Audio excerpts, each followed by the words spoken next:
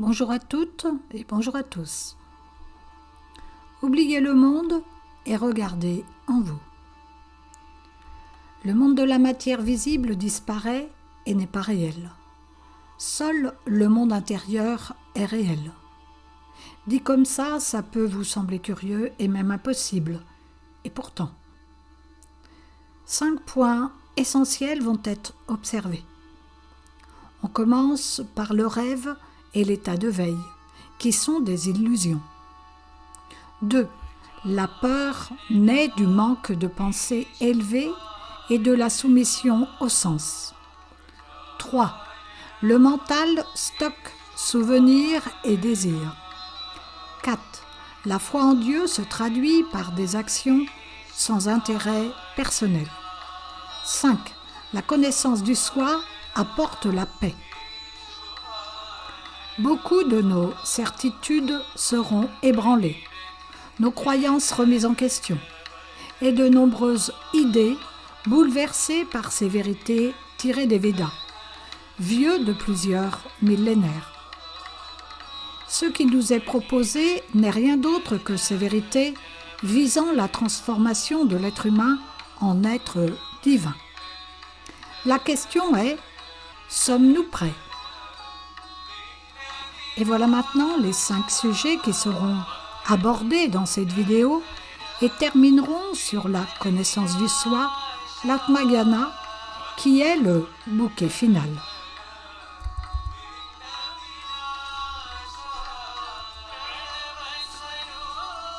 L'illusion du monde. Tout ce que l'on voit est voué à disparaître, disent les Védas. Par nos yeux physiques, nous percevons les objets terrestres, animés et inanimés, qui tous, sans exception, disparaîtront un jour. Ni nos yeux, ni ce qu'ils voient, ne sont éternels. Si tous les êtres vivants possèdent des yeux, ceux de l'homme ont une particularité et il serait dommage que nous nous en tenions à leur seule perception sensorielle. L'homme est appelé à acquérir Ajna Mitra, les yeux de la sagesse. Sans cela, à quoi bon faire des études ? À quoi servent l'intelligence et les facultés mentales si nous sommes incapables de reconnaître la présence du divin en nous ? L'être humain est l'aboutissement suprême de la création. C'est pourquoi les Écritures exaltent ces nobles vertus. Ainsi, chacun de nous doit s'efforcer d'acquérir le regard de la sagesse. Les yeux physiques en sont incapables. Ils ne peuvent même pas se voir eux-mêmes. Comment, dès lors, les organes aussi imparfaits pourraient-ils percevoir le mental subtil ? Et comment les yeux incapables de voir le mental pourraient-ils contempler l'Atma ?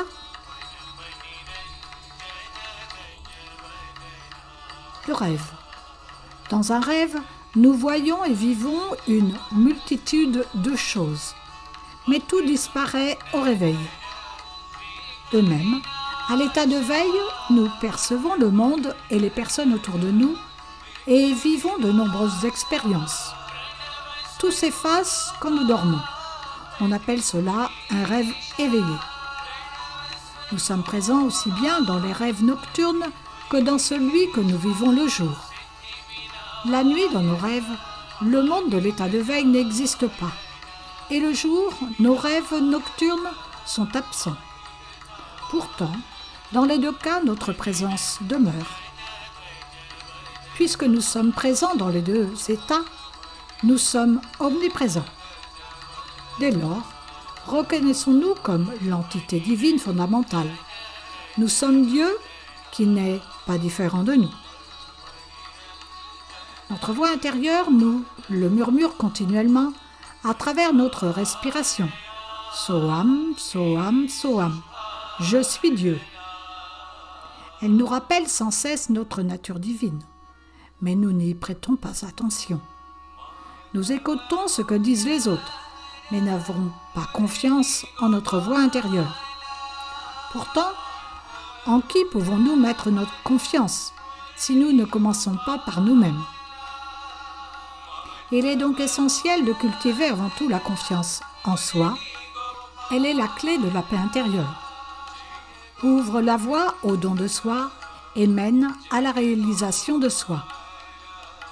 Avant toute chose, ayons confiance en nous-mêmes, car Dieu demeure en nous. La peur. Partout que ce soit à la maison, dans la rue, dans les transports en commun, règne la peur. Celle-ci trouve son origine dans le manque de pensée pure et élevée chez les hommes, pour qui le monde ressemble à un labyrinthe où la peur surgit à chaque tournant. À la naissance, nous sommes entrés dans la matière tête la première. Sans mode d'emploi, nous n'avons fait que suivre ce qui existait déjà, sans jamais remettre en question les traditions ancestrales. Nous savons comment entrer dans le labyrinthe des plaisirs matériels, mais pas comment en sortir. Nous ne trouverons la sortie que si nous soumettons nos pensées à l'examen minutieux de Bouddhi, l'intelligence.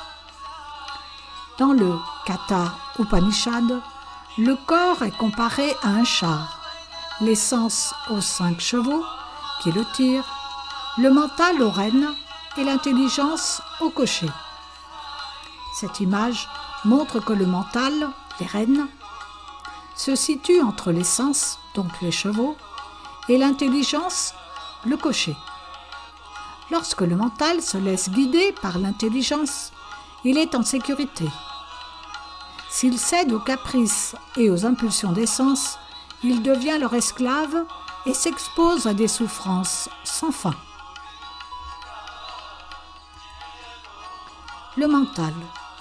Le mental est une merveille, capable de ruses étonnantes. Sans forme propre, il prend celle de ce à quoi il s'attache. Il papillonne, passant sans cesse d'un désir à l'autre, et suscite douleur, peine, joie ou tristesse. Ces manifestations peuvent être positives comme négatives. Connaître ces traits permet de mieux le maîtriser. Ayant tendance à accumuler les expériences en mémoire, il ignore l'art du lâcher-prise. Il retient tout, ne rejette rien, et nourrit en nous peine, souffrance et inquiétude. Si on lui enseigne le détachement, Tyaga, nous deviendrons des yogis, des sages.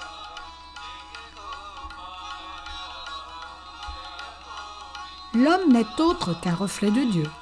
Nous lui ressemblons beaucoup, mais en avons rarement conscience. Nous laissons notre mental nous rabaisser au niveau animal, alors que nous avons lutté pendant de nombreuses vies pour nous élever. C'est à coups de marteau que l'on transforme une barre de fer rougie par le feu. De même, c'est la transformation, samkara, que l'acier a subi grâce à l'habileté et l'intelligence humaine qui a augmenté sa valeur et en a fait un objet utile. Il en va de même pour l'être humain. Ce processus, samskara, transmute l'homme, manava, en Dieu, madava. En utilisant correctement notre mental et notre intelligence, nous pouvons nous transformer en un instrument de grande valeur et réaliser que nous sommes Dieu.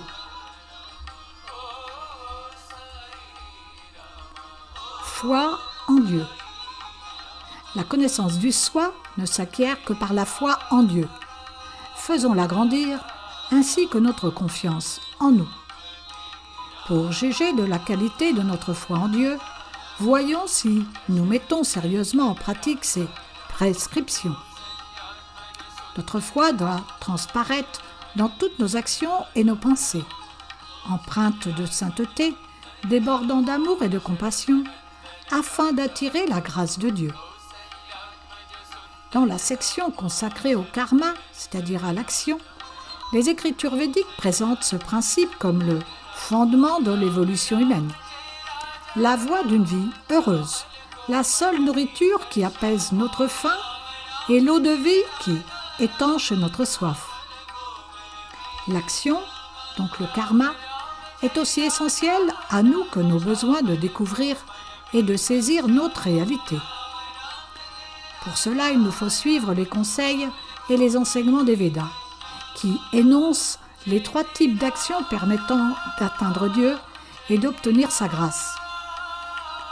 Numéro 1, celle dénuée d'intérêt personnel. 2, celle d'accomplir avec un amour désintéressé. Et 3, les prières issues d'un cœur pur. Ce sont les seules actions que le Seigneur considère et qu'il l'atteigne directement.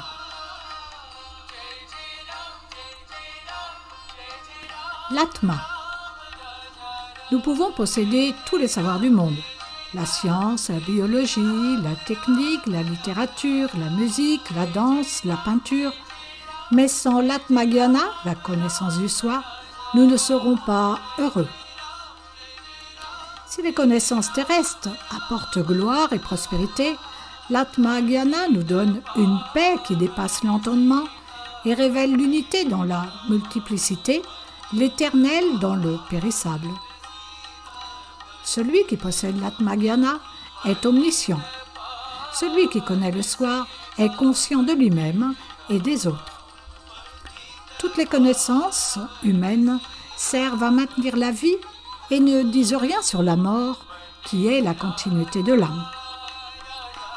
Quand nous possédons la connaissance de l'âme, fondement de toutes les sciences et de tous les arts, il devient facile d'acquérir d'autres savoirs.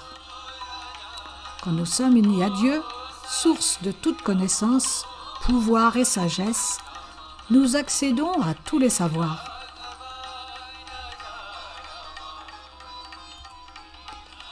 Et voilà maintenant que nous arrivons à la fin de cette vidéo et nous allons résumer. Le monde visible est éphémère et illusoire. L'homme doit développer les yeux de la sagesse, Gyana, pour reconnaître sa nature divine, l'Atma, au-delà des perceptions sensorielles.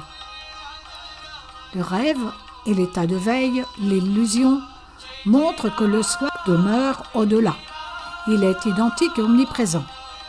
Écouter la voix intérieure, Soham, et cultiver la confiance en soi mène à la paix intérieure. La peur vient du manque de pensée élevée et du suivi aveugle des sens. L'intelligence bouddhi doit diriger le mental pour sortir du labyrinthe des plaisirs matériels. Le mental, instable et accumulant souvenirs et désirs, peut être maîtrisé par le détachement, Tyaga, pour permettre la transformation spirituelle, Samskara, vers la réalisation du divin.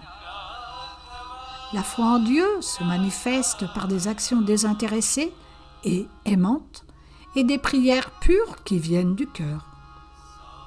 La connaissance du soi, l'Atma-gyana, apporte une paix profonde et l'accès à toutes les véritables connaissances. Nous voilà donc maintenant à la fin de cette vidéo. Si vous voulez aller plus loin et laisser un commentaire, ce sera un plaisir de vous lire.